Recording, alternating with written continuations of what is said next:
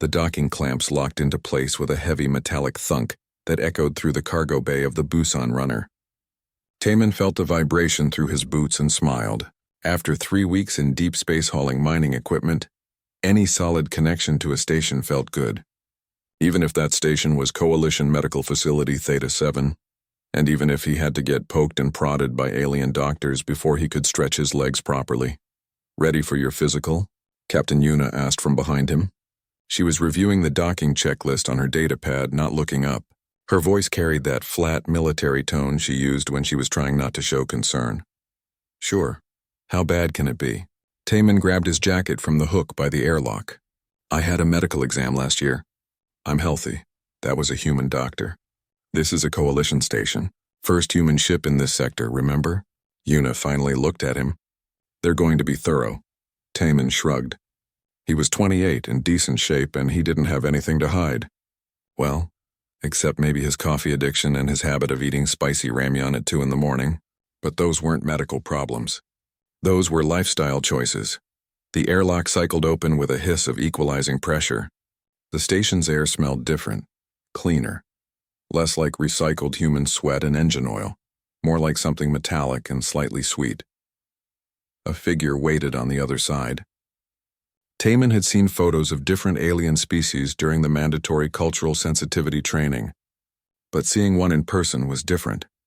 Dr. Vexila stood about 2 meters tall, with a body that reminded Taemin of a praying mantis, if a praying mantis had 6 limbs and wore a white medical coat. Her head was triangular, with compound eyes that glittered like black gems. When she spoke, her mandibles clicked together in a way that his translator earpiece turned into perfect, if slightly buzzing Korean. "Welcome to Station Theta-7. I am Dr. Vexila, Chief Medical Officer. You must be the human crew." "That's us," Taemin said, extending his hand automatically. Then he remembered that might not be a universal gesture and started to pull it back. But Dr. Vexila reached out with one of her upper limbs and grasped his hand briefly. Her grip was cool and surprisingly gentle. "I have studied your greeting customs," she said. "Please follow me. We will begin with standard quarantine screening." The medical bay was larger than Taemin expected. White walls, bright lights, and equipment that looked both familiar and alien at the same time. He recognized what might be a scanner. And that was probably a medical bed, but there were devices with purposes he couldn't guess. A smaller alien, with blue-green skin that seemed to shimmer like water, moved between stations checking readouts. Dr. Vexila introduced her as Nurse Keithan. "Please, sit here." Dr. Vexila gestured to the medical bed. "We will start with basic vital signs, then move to more detailed analysis." Taemin sat. The bed adjusted automatically to his height and weight, which was a nice touch. He watched as Nurse Keithan brought over a tray of instruments. "So," Taemin said, because silence made him nervous, "you must have seen a lot of different species in this job." 47 different species, Dr. Vexila confirmed. She placed what looked like a smooth stone on his forehead. Numbers appeared on a screen nearby. "You are the first human. It is interesting. Interesting good or interesting bad? Simply interesting. Your body temperature is quite high. For most species, this would indicate severe fever. But according to your medical files, this is normal. Yeah, about 37 degrees Celsius. That's standard for us." Dr. Vexila's mandibles clicked rapidly. Taemin was starting to recognize that as her version of thoughtful humming. "Fascinating. And your heart rate?" "Around 70 beats per minute at rest," Taemin supplied helpfully. "Goes up when I exercise or drink too much coffee." "Coffee?" Dr. Vexila's head tilted. "The caffeinated beverage in your file. You consume this regularly?" "Every morning. Sometimes afternoon too. And, sometimes at night if I'm on a late shift." Taemin grinned. I know, I should cut back." The doctor didn't respond to that. She was already moving to the next test, running a scanning device over his chest and arms. The equipment hummed softly. Nurse Keithan made notes on a datapad, her large eyes blinking in slow, deliberate patterns. "We will need a blood sample," Dr. Vexila said. "Standard protocol for toxicology screening. Is this acceptable?" "Sure, no problem. I'm not scared of needles." The needle, when it came, was surprisingly painless.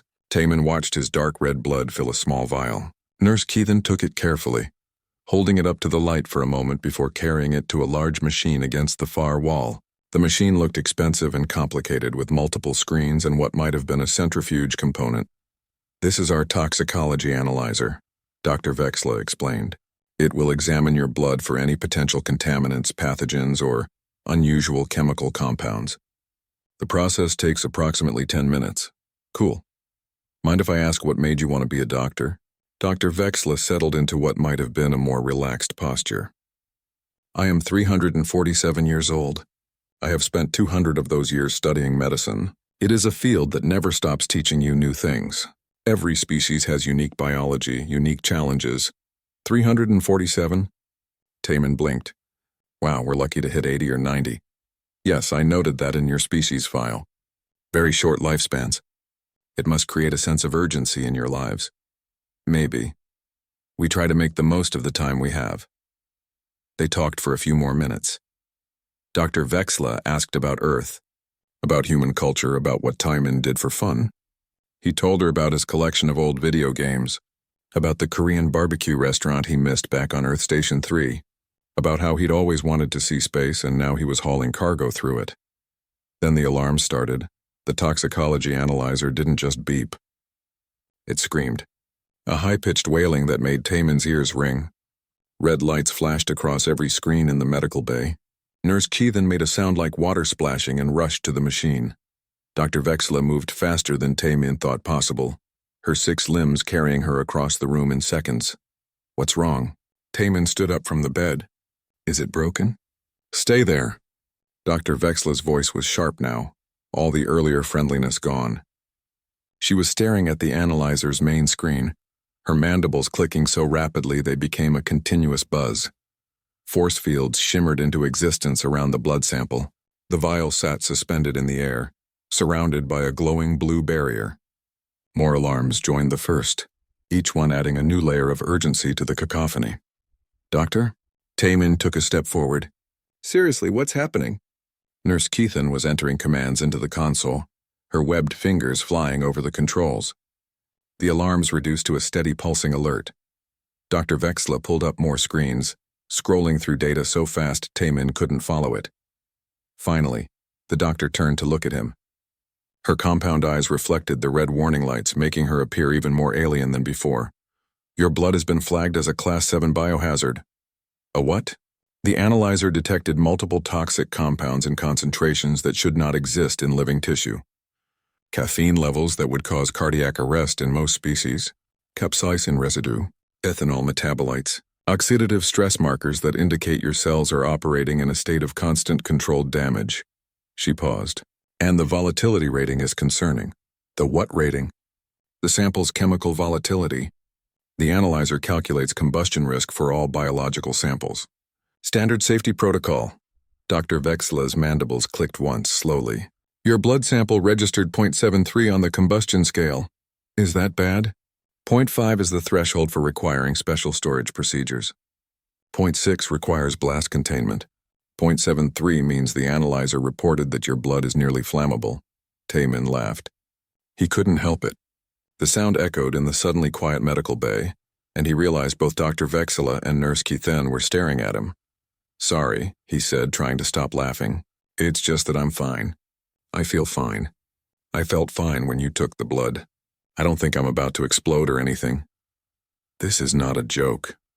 Dr. Vexla moved closer, studying him with those unsettling compound eyes. "These readings indicate that you are carrying multiple lethal toxins in your bloodstream. Your cellular chemistry is operating at extremes that would cause system failure in any species I have treated. The oxidative damage alone should render you unable to function. But I am functioning. I've been functioning my whole life. That is what concerns me most." She turned back to the console and began entering commands. "I am initiating full station quarantine protocols and contacting Coalition Command.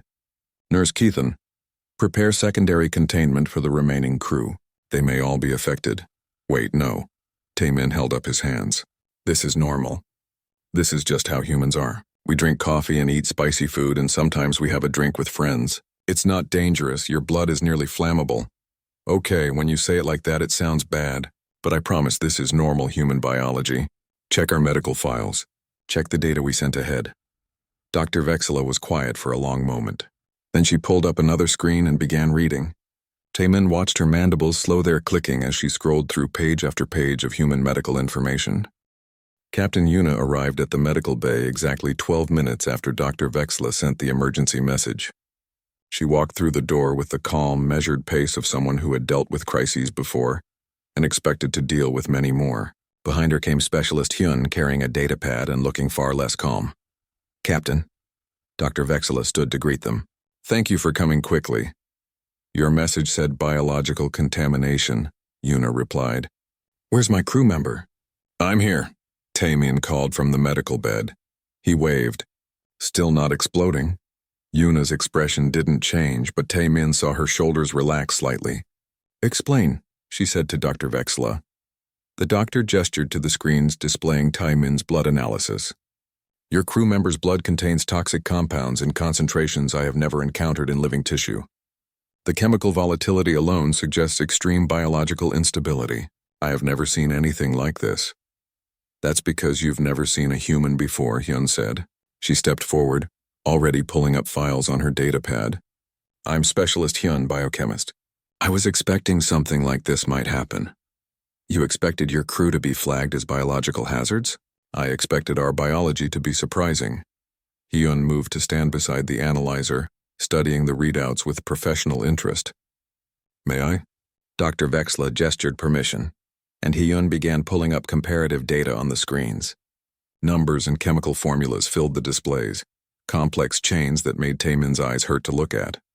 "Okay," Hyun said, organizing the data into columns. "Let's start with the basics. Human biochemistry is built around oxygen metabolism. We breathe oxygen, we use it for cellular energy, and we maintain it in our blood at concentrations that would cause oxidative damage in most carbon-based life forms. That is what concerns me," Dr. Vexla said. "The oxidative stress markers in his blood suggest ongoing cellular damage. It's not damage. It's normal operation. Humans evolved on a planet with about 21% atmospheric oxygen. Our cells adapted to handle the oxidative stress. We have multiple enzyme systems that manage it. Catalase superoxida dismutase, glutatione peroxidase. They're running constantly, cleaning up reactive oxygen species before they can cause problems." Nurse Keithan moved closer, her water-like skin rippling with what might have been curiosity. "Your cells are constantly repairing damage?"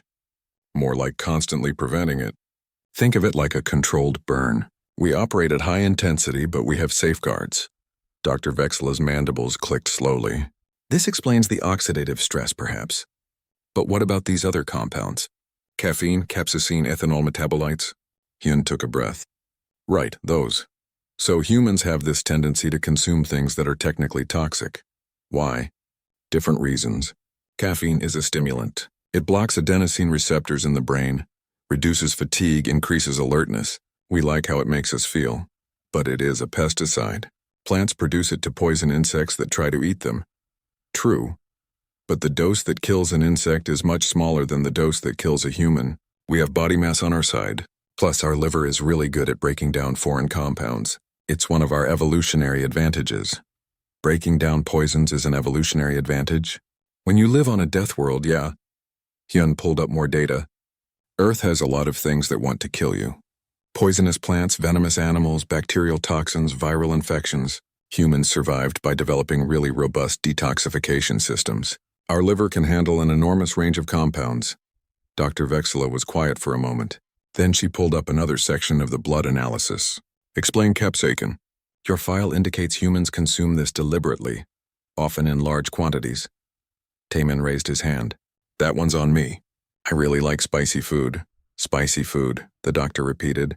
"Food that contains a chemical compound designed to cause pain and burning sensations to discourage consumption." "Yes," Hyun confirmed. "Capsaicin activates pain receptors, specifically receptors that respond to heat. It tricks the body into thinking it's being burned. And humans enjoy this? Some of us do. It releases endorphins, natural painkillers. The burn becomes pleasurable in a way. It's complicated." Nurse Keithan made her splashing sound again. "Your species deliberately causes itself pain for pleasure?" "When you say it like that, it sounds weird," Taemin muttered. Hyun continued. "The ethanol is similar. It's a social lubricant. In small quantities, it reduces inhibitions, makes people more relaxed. In larger quantities, yes, it's toxic. But again, our liver processes it. Usually successfully. Usually? Dr. Vexela's tone was sharp. Humans are aware of the risks. We have safety guidelines. Most people follow them. Most people. We're not perfect. A new figure appeared in the doorway. Counselor Thren was a reptilian species with green-gray scales and vertical pupils that gave him an unsettling stare. He was the station administrator and he did not look happy. Dr. Vexela, I received your report. What is the status of the quarantine, Counselor? We are still determining if there is an actual threat. The report said Class 7 biohazard. The initial analysis was perhaps overly cautious. Thren moved into the room, his gaze sweeping over the humans. I have 300 species represented on this station. I cannot risk an outbreak because proper protocols were not followed. There's no outbreak, Una said, her voice firm but respectful. This is normal human biology. Unusual, yes, but not dangerous to others. Not dangerous? Thren pointed at the force field still containing Taemin's blood sample. Your blood is nearly combustible. Nearly, Hyun emphasized. Not actually. The analyzer is measuring chemical potential, not actual risk. Human blood doesn't spontaneously ignite under normal circumstances.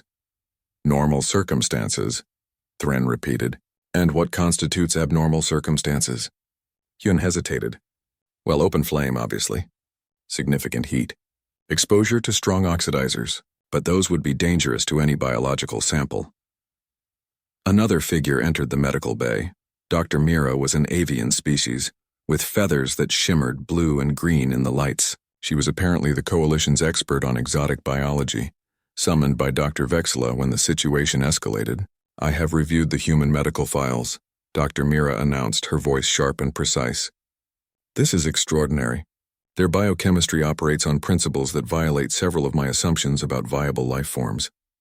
In a bad way? Taemin asked hopefully. In a fascinating way. Your species maintains biological equilibrium through what appears to be controlled chaos. High oxygen levels, high metabolic rates, constant cellular repair, robust immune systems, aggressive detoxification pathways. It's as if you are always operating in crisis mode. We prefer to think of it as operating efficiently, Una said dryly. Dr. Mira pulled up a holographic display in the center of the room. It showed a rotating model of a human cell, with various systems highlighted. Look at this. The mitochondria alone are producing energy at rates I would associate with acute stress response. But according to your files, this is baseline function. Humans are active creatures, Hyun explained. We move a lot, we think a lot, we do a lot. That requires energy.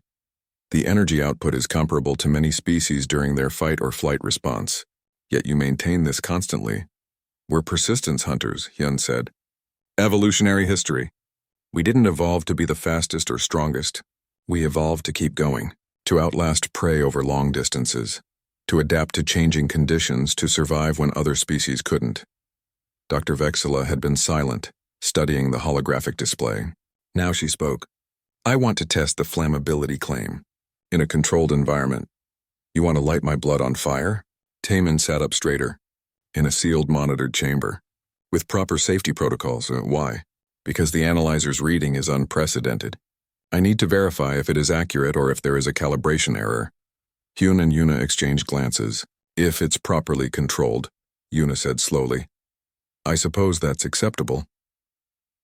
20 minutes later, a tiny sample of Taemin's blood sat in a sealed, transparent chamber. Every medical staff member in the bay stood behind blast shields, even though Dr. Vexela assured them it was not necessary. Introducing Spark, Dr. Vexela announced, pressing a button. A small electrical arc jumped across the chamber. The blood sample didn't ignite, but instruments detected vapor emissions and the temperature inside the chamber spiked slightly. Fascinating, Dr. Mira breathed. It's producing volatile compounds when heated, but the ignition threshold is higher than the analyzer predicted. So it's not actually flammable? Taemin asked. It's flammable under specific conditions, Dr. Vexela corrected. But you are correct that under normal biological conditions, spontaneous combustion is not a risk. That's good to know. Dr. Vexela turned to Counselor Thren. My preliminary conclusion is that humans represent an unusual, but not dangerous biological profile. Their chemistry is extreme by our standards, but stable within their own parameters. Thren still looked skeptical. I want a full report, and I want testing on the rest of the crew. Agreed, Una said. We're happy to cooperate. As the meeting broke up, Taemin caught Dr. Vexla's attention. So does this mean I can get some station food? The doctor's mandibles clicked in what might have been amusement. I will need to analyze our food options for human compatibility. Given your species' tendency to consume toxins for pleasure, this may take some time. Worth the wait, Taemin said cheerfully. Dr. Vexla looked at him, then at the contained blood sample, then back at him. You people are going to require me to rewrite my entire understanding of biochemistry. Welcome to working with humans, Hyun said with a smile. The request came through official channels 2 days later. Coalition Medical Command wanted to conduct physiological stress testing on human volunteers. Captain Una read the formal document twice, then called a crew meeting in the ship's small common area. They want to see how our bodies respond to exercise, she explained. Specifically, they want to monitor our vital signs during physical exertion. Sounds simple enough, said Day One. He was the ship's engineer, 35 years old, and had the lean build of someone who ran marathons in his spare time. What kind of exercise? They're leaving that up to us. They just want to observe normal human physical activity. Lieutenant Ji-won leaned back in her chair. She was former Special Forces and still maintained her military fitness routine. Normal for us or normal for them? Good question, Una admitted. I suspect our normal is going to surprise them. 3 hours later, 4 humans stood in Station Theta 7's medical bay. The space had been reconfigured with exercise equipment, brought up from the station's recreation facilities. A treadmill, some weights, and a padded floor mat. Dr. Vexla had assembled a team of observers, including Dr. Mira and a new face, a crystalline species named Dr. Kelvan, who apparently specialized in physics. Thank you for volunteering, Dr. Vexla said. We will begin with basic measurements, then progress to physical activity. Please inform us immediately if you feel any discomfort. Taemin was fitted with monitoring equipment, sensors attached to his chest, arms, and forehead. A band around his wrist tracked his pulse. Every few seconds, one of the screens would beep softly as it recorded new data. Okay. Dr. Vexla consulted her notes. Please begin with walking. Taemin stepped onto the treadmill and started walking at a casual pace. On the screens, his heart rate ticked up slightly. 65 beats per minute, 70, 75, an alarm went off. Stop, Dr. Vexla called out. Taemin stopped, confused. What's wrong? Your heart rate increased significantly. I'm walking. It's supposed to increase. Dr. Vexla's mandibles clicked rapidly. She looked at the readout, then at Taemin, then back at the readout. For most species, this level of increase would indicate the beginning of a stress response. For us, it's just walking. Dr. Mira came forward, studying the data. The cardiac acceleration is within the parameters mentioned in the human medical files. I believe this is normal. Normal, Dr. Vexla repeated. She made some adjustments to the monitoring system. Very well, continue. Taemin resumed walking. The medical staff watched in silence as his heart rate stabilized around 80 beats per minute. After 5 minutes, Dr. Vexla asked him to increase speed. He moved to a light jog. His heart rate climbed to 100, 110. 120, multiple alarms started blaring. I'm fine. Taemin called over the noise. This is normal. This is just jogging. Dr. Kelvan, the crystalline physicist, moved closer to the monitors. His body refracted light in strange ways, making him hard to look at directly. The energy output is remarkable. He is burning calories at a rate comparable to emergency locomotion in most species. This is not emergency locomotion. Hyun called from where she stood with the other humans. This is moderate exercise. He could keep this pace for an hour easily. An hour? Nurse Keithan sounded shocked. Probably longer, Taemin agreed, not even breathing hard. I'm not much of a runner, but I can do okay. You're not much of a runner? Day One laughed. Wait until they see an actual runner. After Taemin finished his 20-minute treadmill session, Day One took his place. The engineer had the confidence of someone who knew exactly what his body could do. He started with a warm-up walk, then moved smoothly into a run. Not a jog, a real run. The kind where feet barely touched the ground and breath came in controlled rhythms. The monitors went crazy. Heart rate reached 160 beats per minute. Body temperature climbed to 38.2 degrees Celsius. Respiration became rapid and deep. Every metric that the coalition medical team used to indicate medical emergency was flashing on the screens. Should we stop him? Nurse Keithan asked nervously. No, Hyun said firmly. He's fine, watch. Daewon ran for 30 minutes straight. His form never wavered. His breathing stayed controlled. When Dr. Vexla finally asked him to stop, he slowed to a walk, cooling down gradually. He was sweating, but he was smiling. That was nice, he said. Better than the treadmill on the ship. This one has better suspension. Better? Dr. Vexla stared at the readouts. Your heart rate reached levels that would indicate imminent cardiac failure in most species. Your body temperature rose to fever levels. The lactate acid in your bloodstream. Lactate acid is normal during exercise, Hyun explained. It's a byproduct of anaerobic metabolism. His body will clear it within a few hours. His body is producing cellular poison as a normal byproduct of movement. Yes. Dr. Kelvin was making calculations on a holographic display. The energy expenditure over that 30-minute period is extraordinary. He burned approximately 300 kilocalories.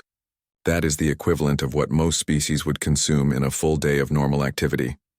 And he'll probably eat a big meal and do it again tomorrow, Daewon said cheerfully. Actually, I usually run longer than that.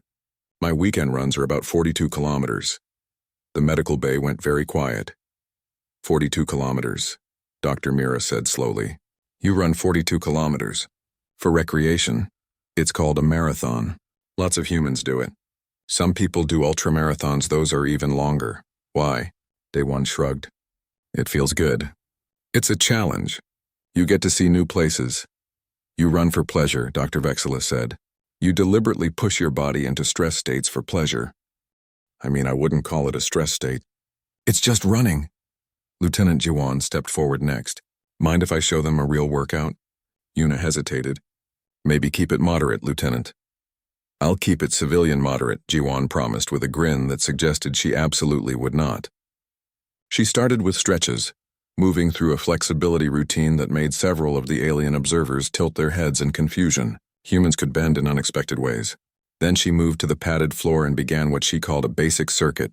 Push-ups, sit-ups, burpees, squats, lunges, mountain climbers.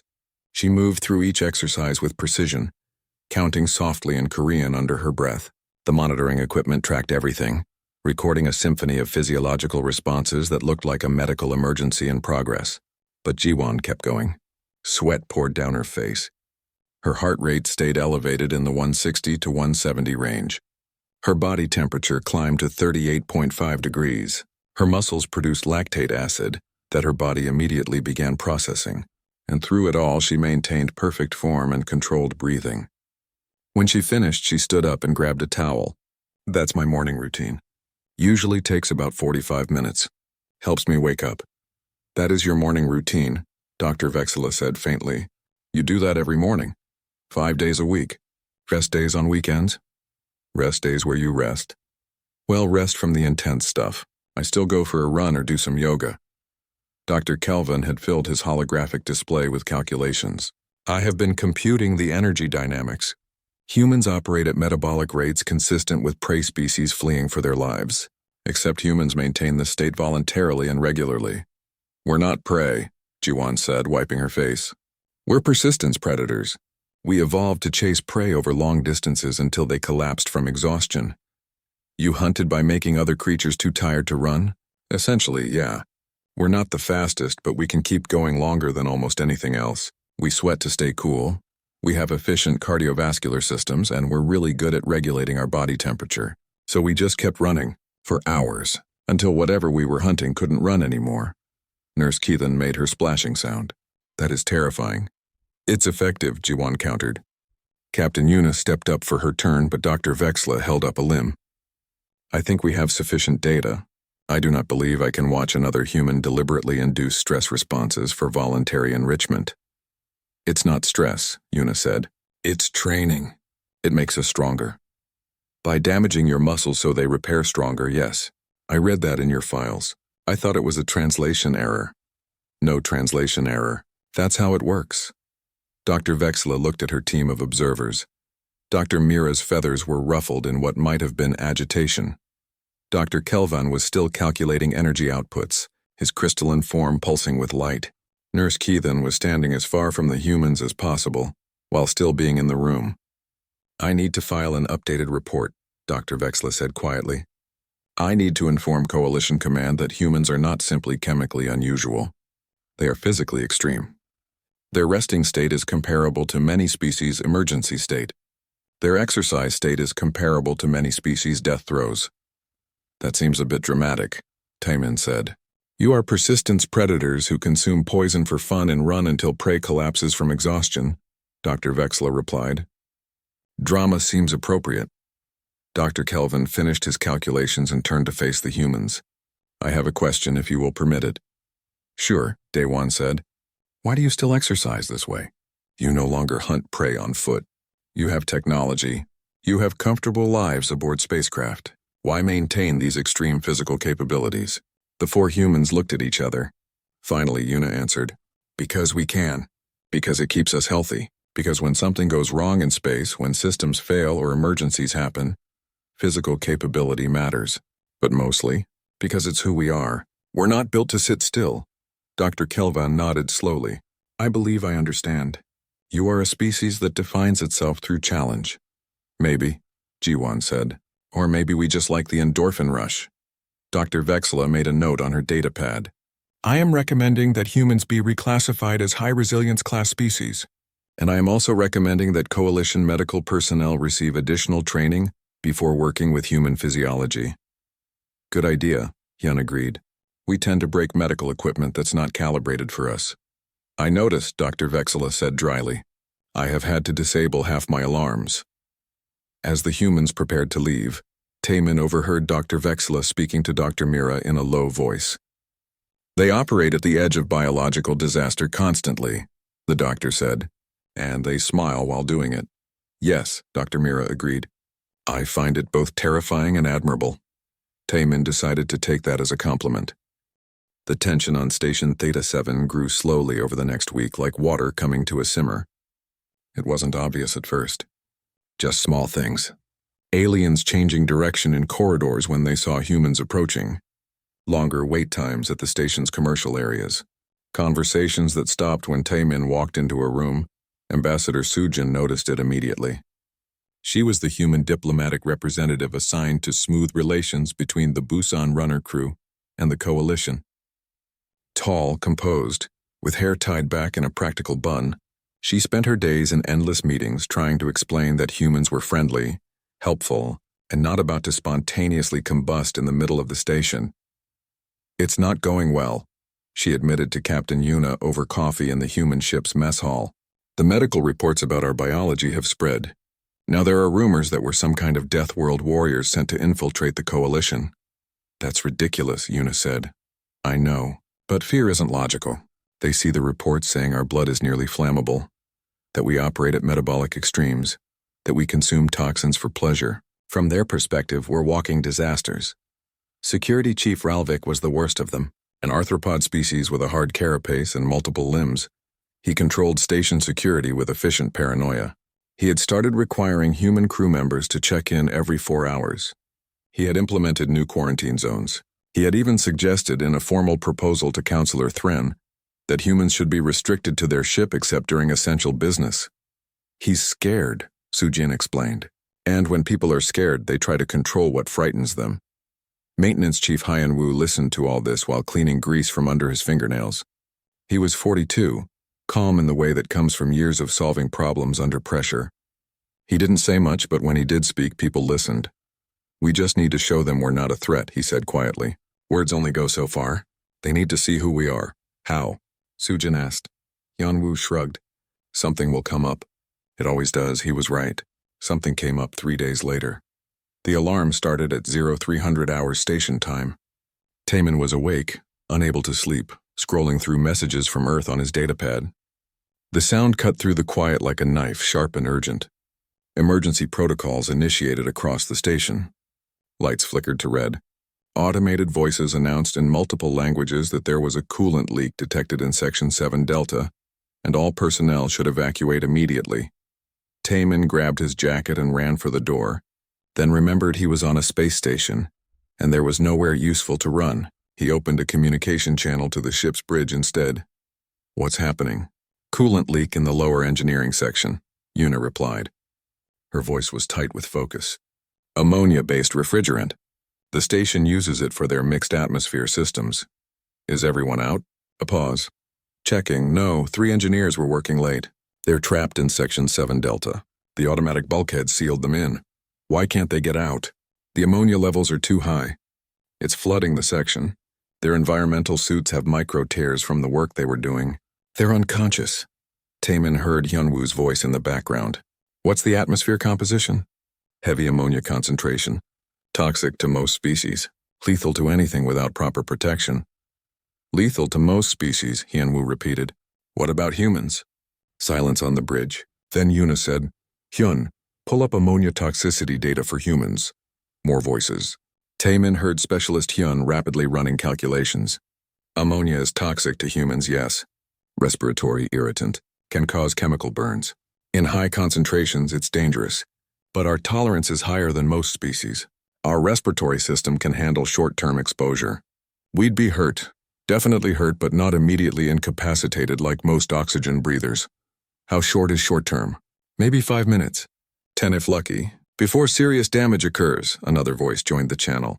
Ensign Minho, the youngest crew member at 22, currently in medical school before he took a gap year to work on a cargo ship.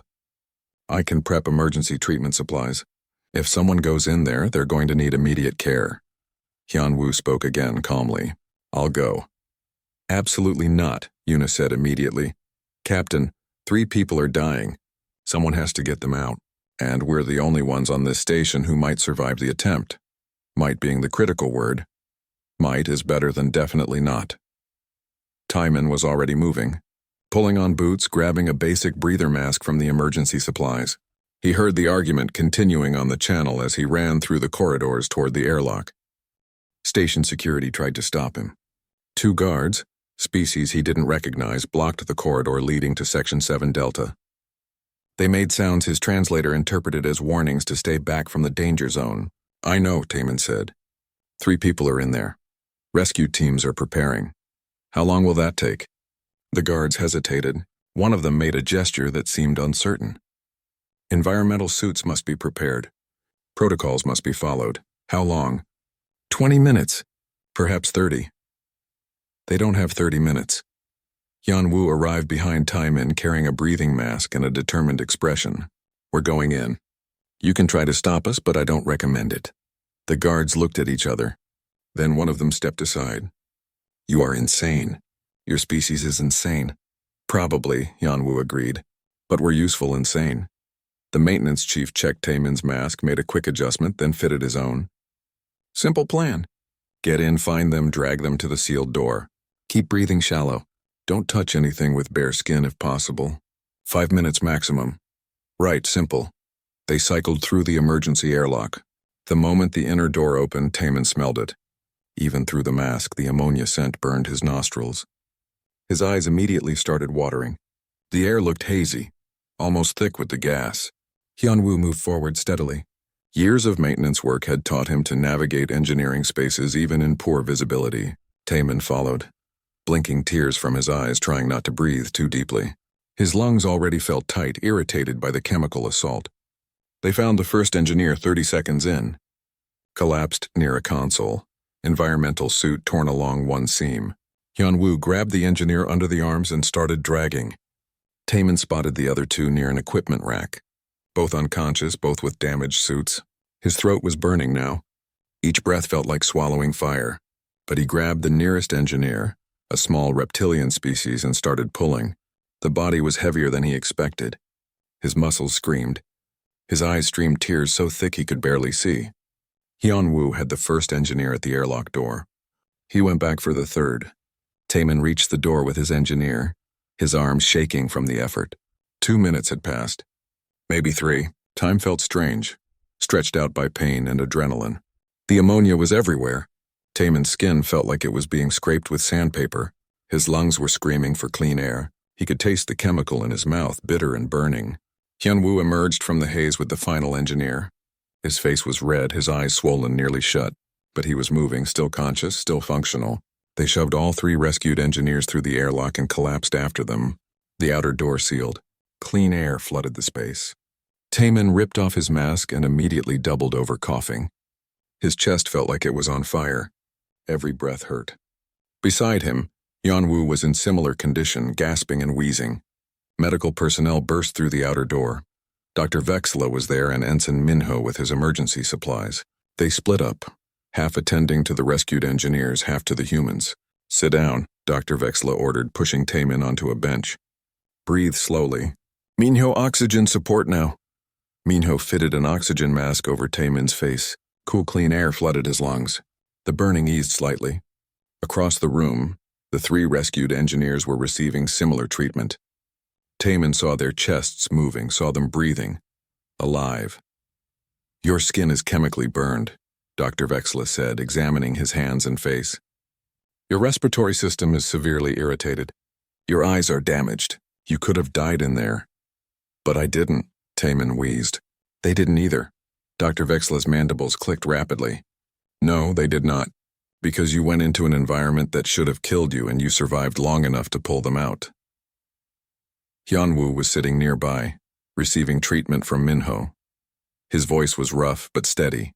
"Like I said, we're built for surviving things that try to kill us." News of the rescue spread through the station within hours. By the time Taemin was released from medical observation, still coughing and red-eyed but alive, the atmosphere on Theta 7 had shifted. Aliens who had been avoiding humans now nodded respectfully in the corridors. The engineers who worked with the rescued crew members stopped by the human ship to offer formal thanks in a ceremony that involved a lot of gestures Taemin didn't fully understand, but appreciated anyway. Security Chief Ralvik appeared at the Busan Runner's airlock 3 days later. He stood stiffly, his carapace gleaming under the dock lights. "Maintenance Chief Hyunwoo," he said formally. "I wish to speak with you." Hyunwoo emerged, still moving a bit carefully. His lungs were healing but still sensitive. "Chief Ralvik, I was wrong about your species. I believed you were dangerous, reckless, a threat to station security. I was partially correct. You are dangerous. Your biology is extreme. Your tolerance for risk is alarming." He paused. "But you are not a threat. You are an asset. A species that runs into danger to save others is not an enemy. It is an ally. A valuable ally." Hyunwoo extended his hand. Ralvik studied it for a moment, then carefully grasped it with his own limb. "We're just people," Hyunwoo said quietly. "Trying to do the right thing." "Just people," Ralvik repeated. "Just people who survive what kills others. Just people who risk themselves for strangers. If this is what just people means for humans, then I am honored to have you on this station." Later that night, Taemin sat in the mess hall with the rest of the crew. His throat still hurt when he swallowed, and his eyes were still a bit red, but he was alive and things were better. Captain Yuna raised a cup of coffee and a mock toast. "To being useful and sane," she said. "To surviving another day on the edge of biological disaster," Hyun added. "To making friends by nearly dying," Taemin finished. They drank their toxic caffeine beverages and laughed, because that's what humans did. They survived, they helped, and they kept going.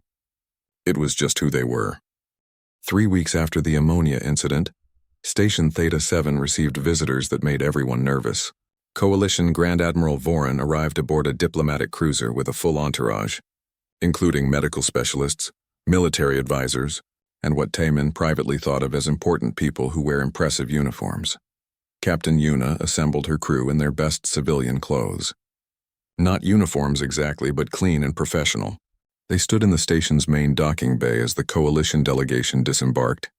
Grand Admiral Voran was impressive. He was a species called the Thanari, tall and broad with silver-gray skin that seemed to shimmer in the lights. His eyes were a deep gold color, and when he moved, there was a fluid grace that suggested both power and control. "Captain Yuna." He greeted her with a slight bow. "Thank you for your patience during this evaluation period. Admiral, we're happy to cooperate." "Cooperation," Voran repeated as if testing the word. "Yes, that is what we are here to discuss." Among the delegation was a human.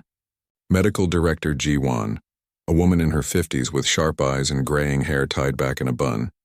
She was apparently one of Earth's leading experts on human biology. sent specifically to help the Coalition understand what they were dealing with. Director? Yuna greeted her with obvious relief.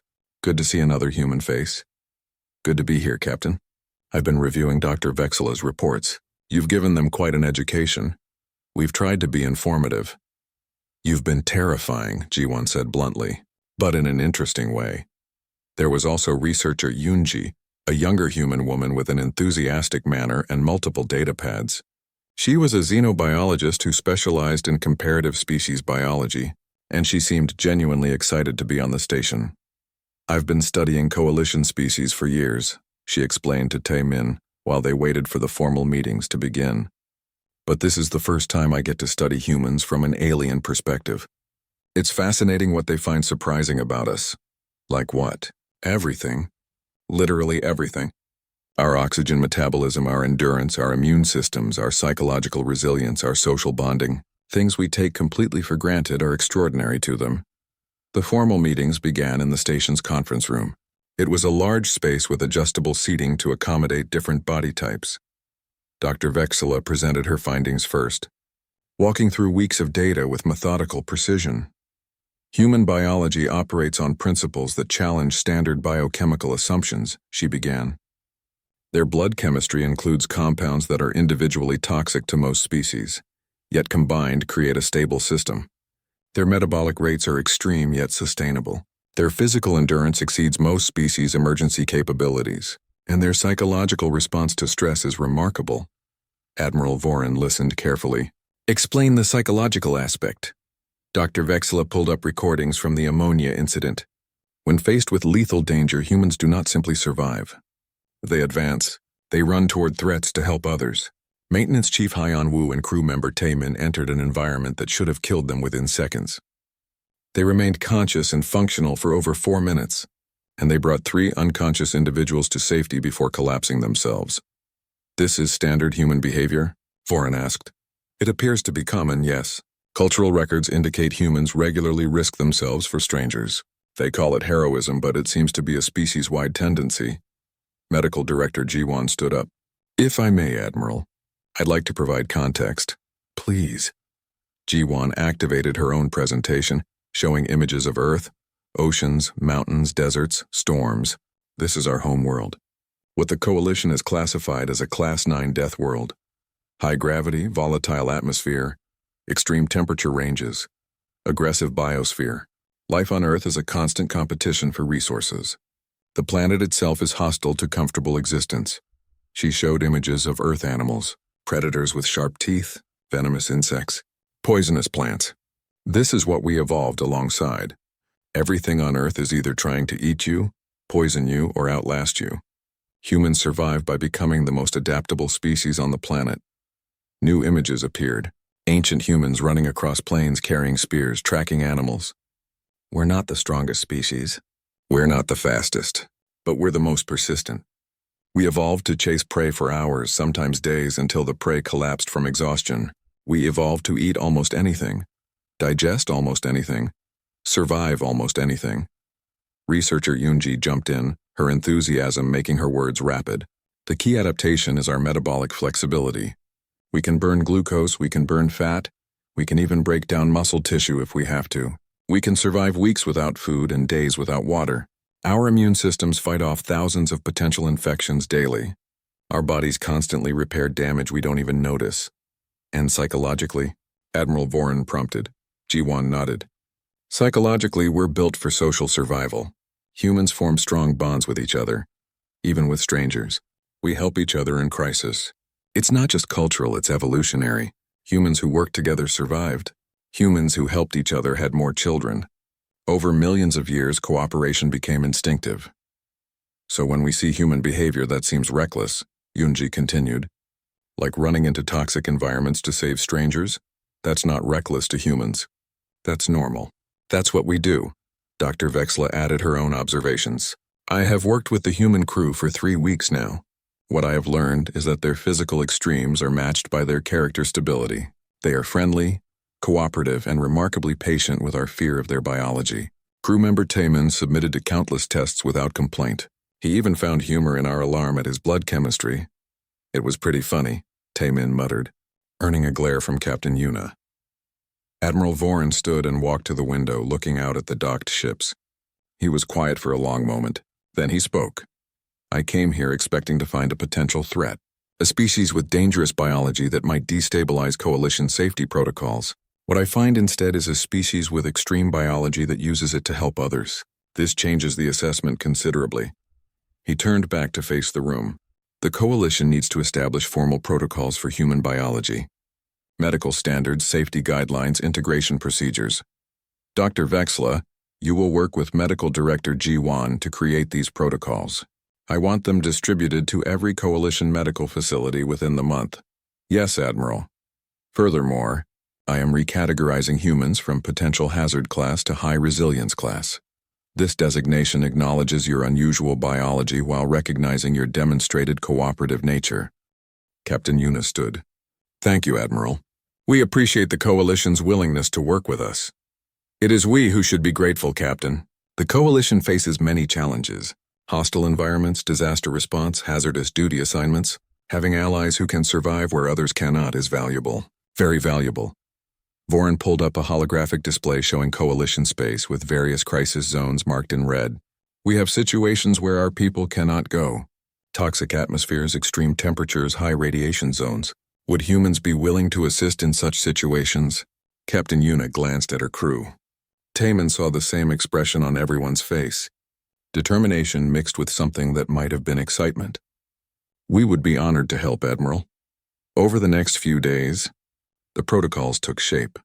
Dr. Vexla and Medical Director Ji-Wan worked together, creating comprehensive guides for treating humans, understanding human biology, and integrating humans into Coalition facilities. Researcher Yunji contributed sections on human psychology, social dynamics, and cultural considerations. Taemin found himself back in Dr. Vexla's medical bay for a follow-up examination. The space felt different now, less intimidating, more familiar. How are your lungs?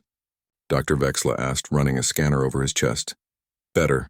Still cough sometimes, but it's healing. Good, humans heal remarkably fast. Another adaptation, I suppose. I guess so. We get hurt a lot, so we got good at recovering. Dr. Vexla prepared to take a blood sample. This time, when she inserted the vial into the analyzer, no alarms sounded. The system had been recalibrated, updated with human parameters. The results appeared on screen showing elevated caffeine, trace capsaicin, normal oxidative stress markers for a human. Still nearly flammable, Dr. Vexla observed. Still me, Taemin agreed. The doctor's mandibles clicked in what he now recognized as amusement. Your species is terrifying, you know. Yeah, but we're on your side. Yes, that is what makes you valuable rather than frightening. Well, still frightening, but frightening in a useful way. The formal ceremony happened a week later. Admiral Voran presented Captain Yuna with an official invitation for the Busan runner to become a permanent Coalition liaison vessel. They would continue their cargo routes but would also be available for Coalition assistance in hazardous environments. Taemin received his own surprise. Ambassador Sujin offered him a position as a cultural ambassador, helping other Coalition stations understand human biology and culture. You have a gift for making people comfortable, Sujin explained. Even when you're accidentally terrifying them with your blood chemistry, we need people like you representing humanity. I'm just a cargo hauler. You're a cargo hauler who ran into toxic gas to save strangers. That makes you exactly the kind of representative we need. As the Busan runner prepared for departure, Taemin stood in Dr. Vexla's medical bay one last time. The doctor was updating her database, adding the final notes to the human species profile. He watched as she typed, reading the words that appeared on the screen. The entry described humans as high resilience, carbon-based, death world origin. It noted extreme chemical tolerance, high metabolic rates, exceptional endurance, rapid healing. It recommended humans for hazardous environment operations and disaster response. It warned that humans posed moderate risk to themselves but low risk to others, and it included cultural notes about their highly social nature, their appreciation of humor, and their non-negotiable need for coffee. That last part was necessary? Taemin asked, reading over her shoulder. Very necessary. I've already had 3 medical officers from other stations ask why humans become hostile when deprived of coffee. This will prevent incidents. We don't become hostile. You become what humans call grumpy. It is close enough to hostile for medical purposes. Taemin laughed. Fair enough. The Busan runner departed Station Theta 7 flying dual flags, human and coalition. As they pulled away, Taemin watched the station shrink in the view screen. 3 weeks ago, they had arrived as unknowns, potentially dangerous strangers with impossible biology. They were leaving as friends, as allies, as valued members of the galactic community. You know, Captain Yuna said from the pilot's seat, we just proved that humans can fit into the larger galaxy. By nearly dying in toxic gas? Taemin asked. By being who we are. Resilient, helpful, stubborn enough to survive what tries to kill us and kind enough to help others survive too. Specialist Hyun looked up from her console. The Coalition is sending cooperation requests already. They want human consultants at 4 different stations. They want human medical personnel for their disaster response teams. They want human engineers for hazardous environment projects. We're going to be busy, Yuna observed. We're always busy, Lieutenant Ji-won said. Might as well be busy doing something useful. Maintenance Chief Hyun Woo, back to his usual quiet presence, added one final thought. We survived Earth. The rest of the galaxy should be manageable. As the ship jumped to faster-than-light travel, leaving Theta 7 behind, Taemin thought about Dr. Vexela's final words to him. She had told him that humans were terrifying but also kind, and that combination was rare in the galaxy. He would remember that. They all would, because that's what humans did. They survived impossible things, they helped others survive, and they kept going. Not because they were special or superior, but because they were human. And being human meant facing the universe with persistence, cooperation, and maybe a cup of coffee in hand. The galaxy was big and full of dangers, but humans had evolved to face danger and come out the other side. Now they would do it alongside friends from across the stars, proving that the most dangerous thing from Earth was also the most helpful. Nearly flammable blood and all.